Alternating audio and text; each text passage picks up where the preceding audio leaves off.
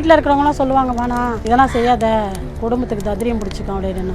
நான் உயிரோடு இருக்கிறவளையும் நான் இந்த வேலையை செய்வேன். ரொம்ப ஃபீலிங்காக இருக்கும். நல்லது பண்ணிட்டு வரோம், இவங்க இவ்வளோ கேவலமாக பேசுகிறாங்களேன்னு ரொம்ப ஃபீல் பண்ணுவேன் நான். ஆண் செஞ்சானா பெண்ணு செஞ்சானா, ஜாதி மதம் என்னங்க ஜாதி மதம்? அனாதை போனமே இருக்கக்கூடாது. ஒரு 8000 பிணங்கள் அடக்கம் செஞ்சிருக்கீங்க இல்லையா? என்னைக்காச்சும் இந்த பிணத்தை அடக்கம் செய்யும் போது ரொம்ப கவலைப்பட்டதுண்டா?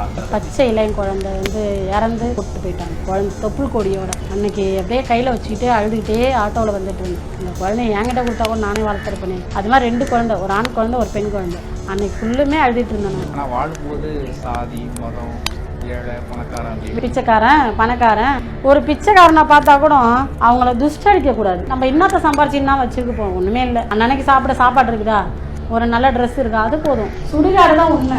ஏமா அது மாதிரி பெண்கள்லாம் இடுகாட்டுக்கு வரக்கூடாது அப்படிங்கிறது இன்னைக்கும் வழக்கத்தில் இருந்துட்டு இருக்கு. சுடுகாட்டுக்கு வரக்கூடாதுன்னு ஒண்ணுமே இல்லை. பேயும் இல்லை பிசாசும் இல்லை. சொல்லுவாங்க, எங்க வீட்டாண்டு இருக்கிறவங்களாம் சொல்லுவாங்க பேயை பார்த்தா பிசாசை பார்த்தா. உண்மையான சொல்றேன், என்கிட்ட சொல்லாதீங்க பேயை பார்த்தேன்னு. அடுத்தவங்களை ஏமாத்திக்கிட்டு இப்படி இருக்க அவங்க தான் பேய். சுடுகாட்டுக்கு போயிட்டு அக்கம் பக்கம் இருக்க சொல்லுவாங்க. மார்ச்சரிக்கு போகுது, சுடுகாட்டுக்கு போகுது, குளிக்க மாட்டுது, கொல்ல மாட்டுது. இதெல்லாம் நிறைய கேட்டு உங்களை பத்தி நிறைய விஷயங்கள் கேள்விப்பட்டோம். இது மாதிரி கேட்பாரற்று கிடக்கிற பிணங்களை எல்லாம் கொண்டாந்து அவங்களுக்கு செய்யற முறைப்படி எப்படி வீட்டுல செய்வாங்களோ அந்த அளவுக்கு நீங்க பல சம்பிரதாய முறைப்படி செஞ்சு அவங்களை நல்லடக்கம் செய்றீங்க அப்படின்ட்டு. இதெல்லாம் கேட்கறதுக்கு முன்னாடி ஒரு பெண்கள் அப்படின்னா திருமணமானதுக்கு அப்புறம் குழந்தைகள் எல்லாம் பெற்றுக்கிட்டு அவங்களுக்கு விருப்பப்பட்ட வேலைகளுக்கு போவாங்க. இந்த சமுதாய அக்கறை அப்படிங்கிறது ஒரு சில பெண்களுக்கு வரும். எப்படி நீங்க இந்த ஃபீல்டுக்குள்ள வந்தீங்க, அதை பத்தி சொல்லுங்க. நான் ஒரு 14 வயசு இருக்கும். அப்போ மசானா கொள்ளன்னு ஒரு திருவிழா வரும்ல, அதுக்காக போயிருந்தேன். சரி. அப்போ போகும்போது அவங்க என்ன பண்ணாங்க, அங்கே நாயெல்லாம் சாப்பிட்டுருந்தது பாடி. சரி, என்ன நாயெல்லாம் சாப்பிட்டது வேற ஏதோ பண்ணி போட்டிருக்காங்கன்னு நினச்சேன். அப்புறமேட்டு இது போலீஸ்க்கெலாம் நான் தகவல் கொடுத்து போலீஸ்லாம் வந்துட்டாங்க.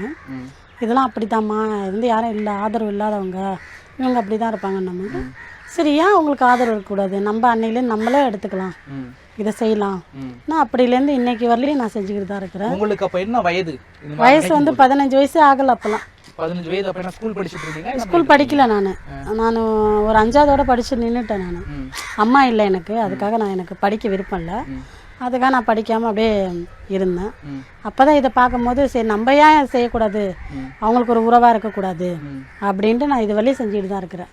சரி, அதுக்கப்புறம் இது மாதிரி கேட்பாரற்று கிடக்கிற அந்த ஒரு பிணங்களை எல்லாம் நம்ம கொண்டாந்து நல்லடக்கம் செய்யலாம் அப்படின்னு நினைக்கிறீங்க. உங்க லிமிட்ல நீங்க இப்போ ஒரு பகுதியில் இருக்கிறீங்கன்னா அந்த பகுதிக்கு உட்பட்டு யாராச்சும் ஒரு மாதிரி கேட்பாரட்டுறாங்க அப்படின்னா அது உங்களுக்கு தகவல் வருமா? இல்ல நீங்களா அது மாதிரி இருந்தா எனக்கு தகவல் சொல்லுங்க அப்படின்னு ஃபோன் நம்பர் கொடுத்து அந்த காலத்துல எப்படி நீங்க அதெல்லாம் இல்லை நான் ஃபோன் நம்பர்ல அப்பெல்லாம் ஃபோன்லாம் கிடையாது எனக்கு.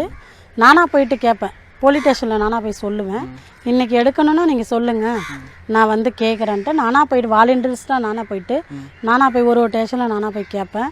அப்புறம் அவங்க சொல்லுவாங்க. அப்புறம் எனக்கு ஃபோன் வரவும் தான் ஃபோனில் தொடர்பு கொள்ளி போலீஸ் மூலிமா வரேன் நான்.